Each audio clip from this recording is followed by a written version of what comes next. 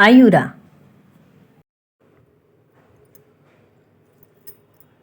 अधिराज त्याला सोडणार नव्हता, माहीत होतं, पण म्हणून तो काही गप्प बसणार नव्हता. त्यासाठीच त्याचं प्लॅन चालू होतं. इथून पुढे आयुषचा मोबाईल चालू झाला होता, पण सुगंधाच्या मॅसेजकडे त्याचं लक्ष नव्हतं. आज संध्याकाळी जाऊन त्याने दुरुस्त करून आणला होता. तोच त्याच्या मोबाईलवर निधीचा फोन आला होता. त्यामुळे त्याला आजूबाजूला अजिबात लक्ष द्यायला मिळालं नव्हतं. आता तर तो पूर्ण टेन्शनमध्ये होता. समीर त्याला लग्न करायला सांगत होता.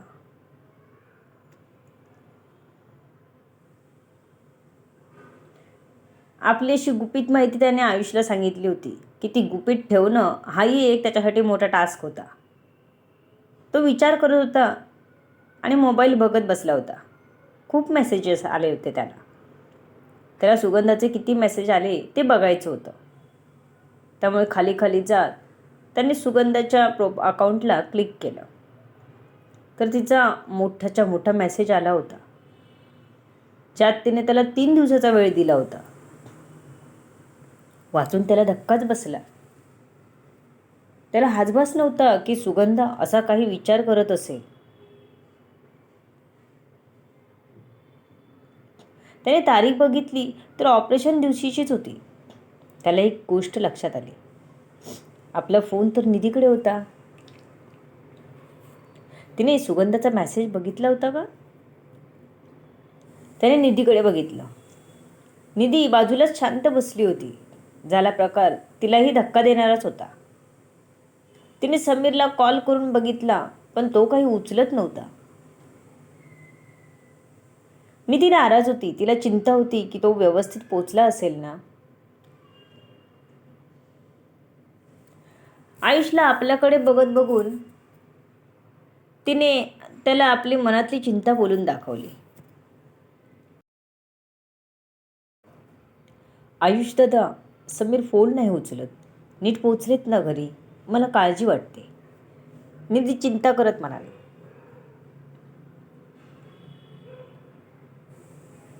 पोचला तो थोडा घाईत आहे. अधिराजची माणसं. एवढं बोलून तो तिथेच थांबला. आपल्याला सगळंच लपवावं लागणार, नाहीतर आपल्याला सर्व सांगावं लागेल. काय झालं? अधिराजची माणसं काय? तिने निधी चेहऱ्यावर काळजी आणत विचारला. अगं, तो अधिराज आता काही गप्प बसेल का? त्याची माणसं घरावर पाडत ठेवून आहेत त्याच्या, म्हणून तो जागा चेंज करतोय. त्याने मला कॉल केलेला, म्हणून तुझा उचलला नसेल. आयुषने सावरून घेतलं. समीरने निधीला काहीच सांगायचं टाळलं होतं. पण माझा कॉल तर उचलायचा ना. तुझा उचलू शकतात, माझा नाही. तिचे डोळे पाण्याने डबडबले. तिला वाईट वाटलं. आपला एक कॉल उचलू नये त्यांनी. आयुष दादाशी बोलले. तिला रागही आला. तिने परत एकदा कॉल लावून बघितला, पण आता तर स्विच ऑफ येत होता फोन त्यांचा. निधी, समीर खरंच टेन्शनमध्ये आहे. अधिराजने त्याच्या मागे माणसं लावली आहे. त्यामुळे तू आता रागवून बस नकोस. तू त्याला समजून घ्यायची गरज आहे. आयुषने निधीला समजावलं. तसं निधीने मान हलवत डोळे पुसले. तिने एक समीरला मेसेज करून ठेवला. फ्री झालात की कॉल करा. त्याच्या कॉलची ती वाट बघत होती. पुन्हा ती आपला फोन बघत बसली होती की तिच्याजवळ आयुष आला. निधी, माझा फोन तुझ्याकडे होता ना? तेव्हा सुगंधाचा मेसेज आला होता का? आयुषने विचारला. हो, मी वाचला, पण तिला रिप्लाय नाही दिला, म्हणून तिचा खूप मोठा गैरसमज झाला होता. पण तेव्हा मीच घाईत होते. तुझं ऑपरेशन चालू होतं, त्यामुळे काही सुचत नव्हतं. नंतर तिने कॉल केला तेव्हा मी तिचा सगळा गैरसमज दूर केला. नाहीतर तिला वाटलं होतं तू हे नातं तोडायलाच बघत आहेस असं. पण मी तिला सर्व सांगितलं. तुझा फोन बिघडला तेही सांगितलं, निधी म्हणाले. आयुषने आपला फोन तिच्यासमोर धरला. हा मेसेज वाचला होतास? आयुषने विचारलं. निधीने फोन हातात घेऊन मेसेज वाचला. तेव्हा ती हसली. हा आताचा नाही मेसेज, तिने तुझं ऑपरेशन झालं तेव्हा पाठवला होता. तिने विचारलं होतं मला आयुष मेसेजला उत्तर का देत नाही असं. मग मी तिला सर्व सांगितलं. आता याचं टेन्शन घेऊ नकोस, निधी म्हणाले. ओके. आयुषनेही मग वाढवलं नाही. त्याला आपल्या नात्यात आता काहीच गडबड नको होती, दुरावा नको होता. ती रात्र थोडी टेन्शनमध्येच गेली. सकाळी तिने आपल्या एका कॉलेज मैत्रिणीला सांगून तिच्या कंपनीत मुलाखतीला जायचं ठरवलं. ती तयारी करतच होती की तिचा फोन वाजला. तो नंबर बघून मात्र तिच्या कपाळाला आठ्याच पडल्या. तिने तसाच वाजून जाऊ दिला आणि आपल्या तयारीला लागली. तिला लवकरात लवकर इंटरव्ह्यूला पोचायचं होतं. 2-3दा फोन वाजला तरी तिने नाहीच उचलला. पण जेव्हा 5-5 मिनिटाने सारखा फोन वाजू लागला तेव्हा तिने एकदा बोलायचं ठरवलं. काय काम आहे? का सारखा कॉल करतोस? निधीने रागातच विचारलं. आवाज खाली ठेवायचा आणि कंपनीतून रिझाईन द्यायचंही डोक्यातून काढून टाकायचं. तुला वाटत असेल तर आज नको येऊस, पण उद्यापासून तू कामाला यायचंच, आदिराज म्हणाला.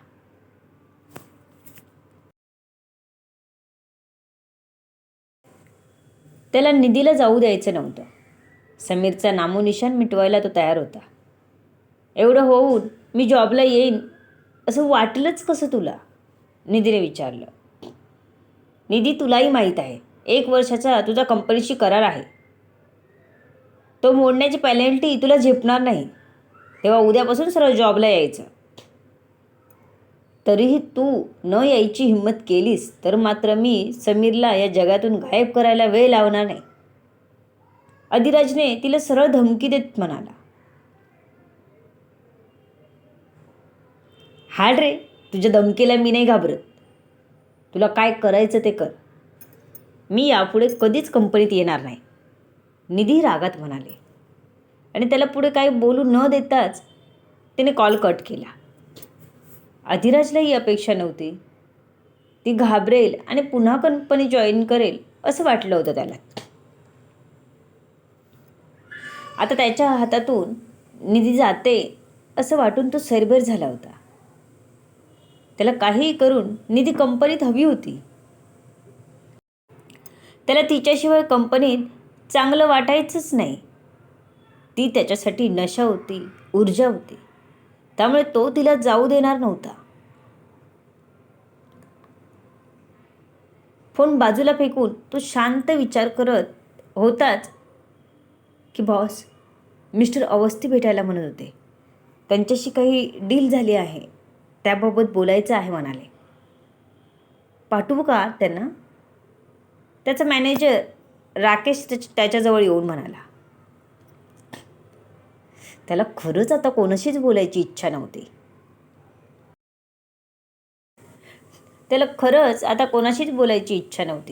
त्याला निधीला कसं पटवायचं ह्याचा विचार करायचा होता. पण डील महत्त्वाची होती, सर्व गुप्तपणे पार पडणार होतं. त्यामुळे अवस्थींशी बोललंच पाहिजे होतं. त्याने नाईलाजाने मान हलवली.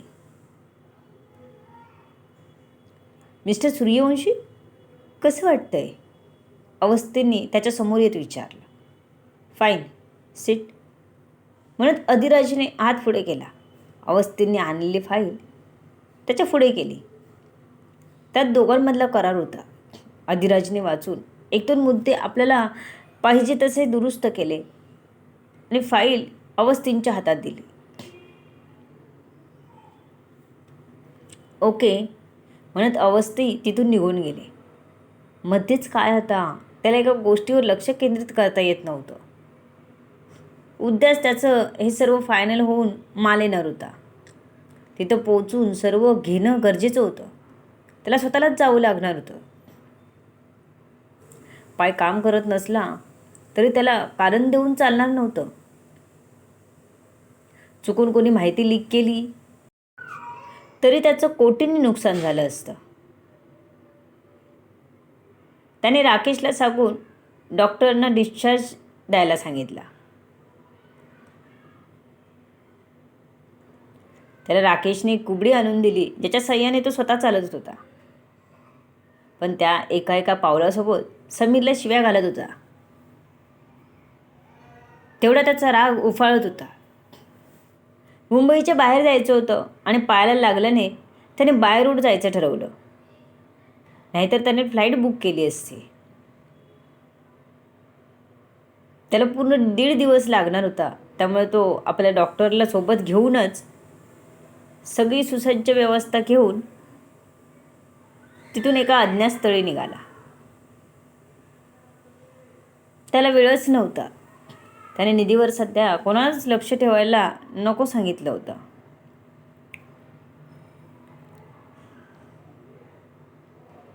निधीने तिला पुन्हा अधिराजचा कॉल आला नाही म्हणून विश्वास सोडला. निघताना तिने अधिराजच्या कंपनीच्या कॉन्ट्रॅक्ट बाबतीत आयुषला सांगितलं. अरे निधी, तू कॉन्टॅक्ट का केलं साईन? आयुषने वैतागतच विचारलं. मला थोडीच माहिती होतं की असं काहीतरी होणार आहे, निधी खांदे उडवत म्हणाले.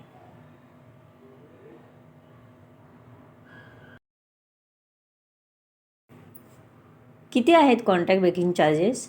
आयुषने विचारलं. मला नाही माहीत. मी तेव्हा नीट वाचलंही नव्हतं. फक्त नोकरी हवी म्हणून त्यांनी जे पेपर दिले होते त्या पेपरवर साईन केली होती. आता कळतंय ते ॲग्रीमेंट होतं. मी त्याला घाबरत नाही सांगून कट केला. आता मी उचलणारच नाही, निधी म्हणाले. नंबर चेंज कर, आयुष म्हणाला. त्याला आपलं घर माहीत आहे. तो कधीही इथे येऊ शकतो. नंबर बदलून काय उपयोग? निधी डोक्याला हात लावत म्हणाले.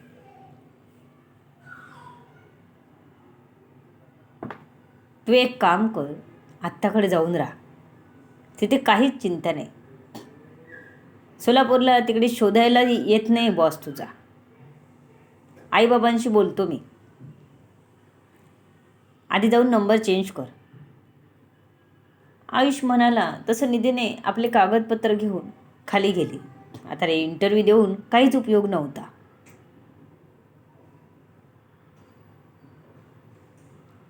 आयुषने आपल्याला व्यवसाय करायचा असल्याचं आईबाबांशी बोलून घेतलं होतं. बाबांनी तर लगेच त्याला संमती दिली. आई जरा काचकूच करत होती, पण नंतर तीही तयार झाली.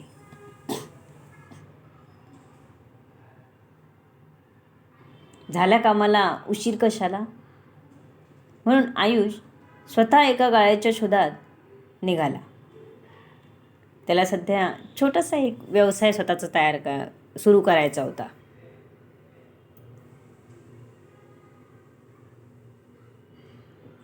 त्याला एक गाळा भाड्याने मिळाला. त्यानंतर त्याने आपल्या मित्राकडून 50,000 घेऊन तो गाळा बुक केला. थोडीफार स्वतःची सेविंग त्याने वापरायची ठरवली. त्याने प्रिंटिंग मशीन विकत घ्यायचं पक्क ठरवलं. बघू एकदा नशीब आजमावून बघायचं होतं. त्याने आपल्या मित्राला घेऊन मशीन बघून आला. फायनल केली. आजचा दिवस त्याचा धावपळीतच गेला होता. समीर कालपासून धावपळ करत होता. आता तो थोडा आराम करत होता. रात्र विचाराने झोपच लागली नव्हती. निधीचे एवढे मिस कॉल होते, त्याने एकदाही कॉल बॅक केला नव्हता. तो जे करत होता ते बरोबर चूक या पलीकडे जाऊन त्याला ते गरजेचं वाटत होतं. म्हणूनच त्याने एवढं मोठं पाऊल उचललं होतं. समीरने कामावरून रिझाईन केलं. अजून तरी त्याचा प्लॅन त्याने घरी सांगितला नव्हता. कसा सांगणार? कोणीच तयार झालं नसतं. त्याला जाऊच दिलं नसतं कोणी. काय आहे प्लॅन समीरच्या डोक्यात? To be continue. सर्व गोष्टी जाणून घेण्यासाठी पुढील येणारे भाग वाचायला आणि ऐकायला विसरू नका. तुमच्या अमूल्य प्रतिसादाची आतुरतेने वाट बघते. लेखिका शब्दवेदी उर्फ संतोषी गजानन राणे पाताळे. धन्यवाद. या कथेला जास्तीत जास्त लोकांपर्यंत शेअर करा, लाईक करा, कमेंट करा आणि चॅनलला सबस्क्राईब करा.